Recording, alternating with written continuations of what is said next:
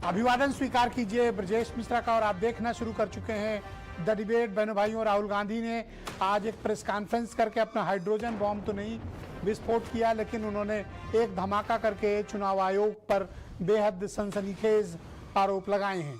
राहुल गांधी ने वोट चोरी का मुद्दा सबूतों के साथ एक पीपीटी प्रेजेंटेशन के जरिए भारत की मीडिया के सामने प्रस्तुत किया और ये बताया कि चुनाव आयोग गलत लॉगिन के जरिए कुछ लोग सॉफ्टवेयर के माध्यम से वोट डिलीशन का काम चल रहा है और ये बहुत ही सेंट्रलाइज्ड तरीके से इसे आयोजित किया जा रहा है और भारत का चुनाव आयोग आरोपियों का बचाव कर रहा है।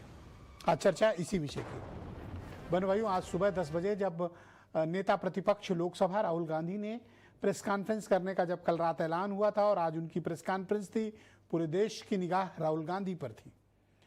लोग जानना चाहते थे कि राहुल गांधी अब क्या करने वाले हैं। क्या वो वाकई अपना वो हाइड्रोजन बॉम्ब का विस्फोट करने वाले हैं जिसके बारे में वो पिछले दिनों लगातार बिहार में कहते रहे हैं? क्या आज वही करने वाले हैं?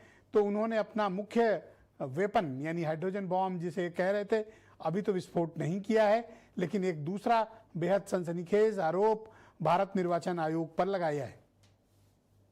राहुल गांधी ने अपने पीपीटी प्रेजेंटेशन के जरिए लगभग 1 घंटे तक आयोजित प्रेस कॉन्फ्रेंस में जो सबसे बड़ा आरोप लगाया है कि फेक लॉगिन के जरिए सिस्टमैटिकली सेंट्रलाइज्ड ऑर्गेनाइज्ड तरीके से गलत मोबाइल नंबरों का इस्तेमाल करके, फेक मोबाइल नंबरों का इस्तेमाल करके और वहां से ओटीपी जनरेट करके मतदाता सूची से नाम काटे जा रहे हैं। और राहुल गांधी ने इन आरोपों के सबूत भी मीडिया के सामने पेश किए। उन्होंने कर्नाटक की अलंद सीट का एक उदाहरण दिया। उसके तहत 6000 से भी अधिक वोट इस विधानसभा सीट से काटे गए जिन्हें समय रहते पकड़ा गया और इसकी शिकायत की गई, जिसकी जांच भी बैठी।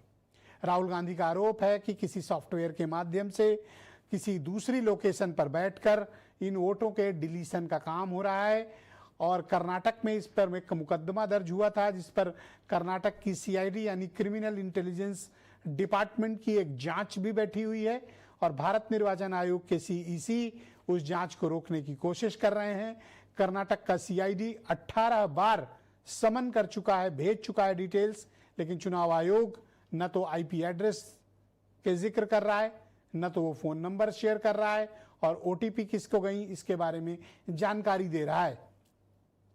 राहुल गांधी ने उन लोगों का वीडियो स्टेटमेंट भी चलाया जिनके नाम काटे गए थे, उनका बयान भी मीडिया में चलाया गया है। राहुल का कहना है कि सॉफ्टवेयर की मदद से चिन्हित करके, आइडेंटिफाइड करके महिलाओं का, किसानों का, विपक्ष के वोटों का, आदिवासियों का, इन सब का नाम सिस्टमैटिक तरीके से काटा जा रहा है। और उन्होंने अपनी बातों के पक्ष में कुछ सबूत भी प्रस्तुत किए। 1 घंटे चली प्रेस कॉन्फ्रेंस के बाद भारत चुनाव आयोग का एक ट्वीट आया जिसमें कहा गया कि राहुल गांधी के सभी आरोप बेबुनियाद, निराधार और भ्रामक हैं, सच्चाई से परे हैं। और जो राहुल गांधी जिस जांच की बात कर रहे हैं उसकी एफआईआर खुद चुनाव आयोग ने कराई थी।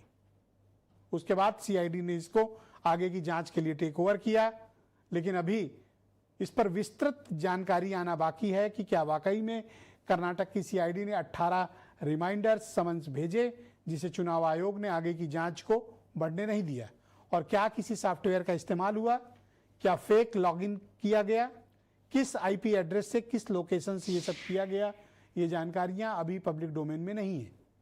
लेकिन ये आरोप बहुत सनसनीखेज है। अगर ऐसा है तो ये बहुत डेमोक्रेटिक व्यवस्था पर बहुत बड़ा चोट है।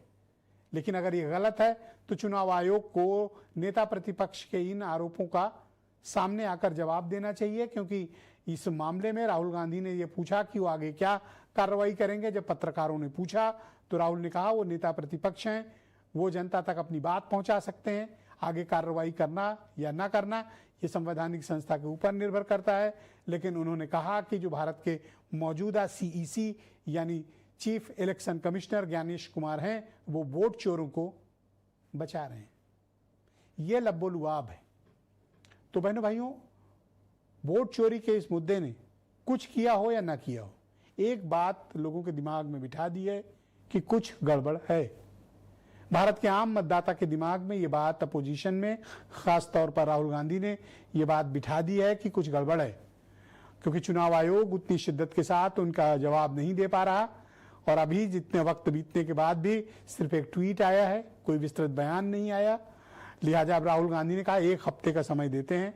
इसके पहले ज्ञानेश कुमार ने राहुल को 1 हफ्ते का समय दिया था, लेकिन अब इन्होंने 1 हफ्ते का समय दिया है।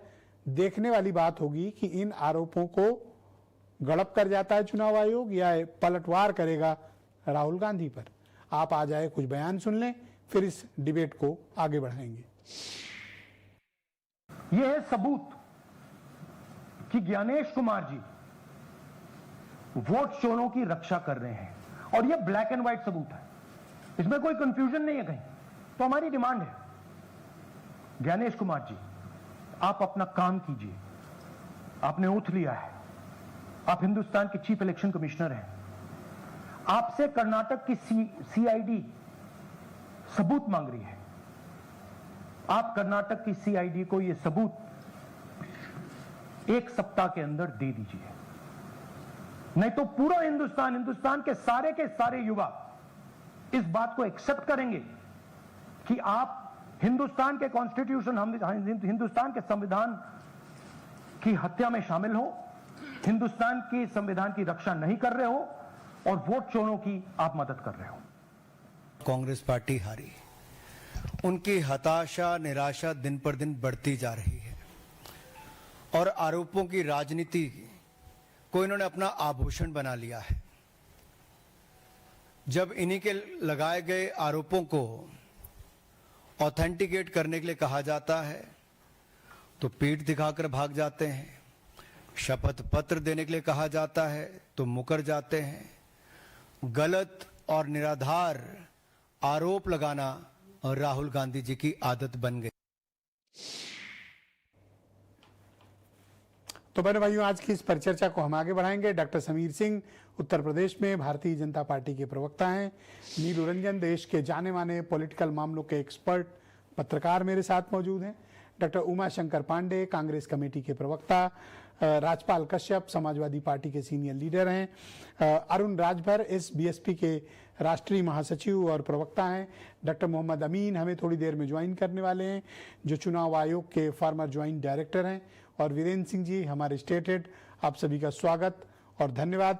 डॉक्टर उमा शंकर पांडे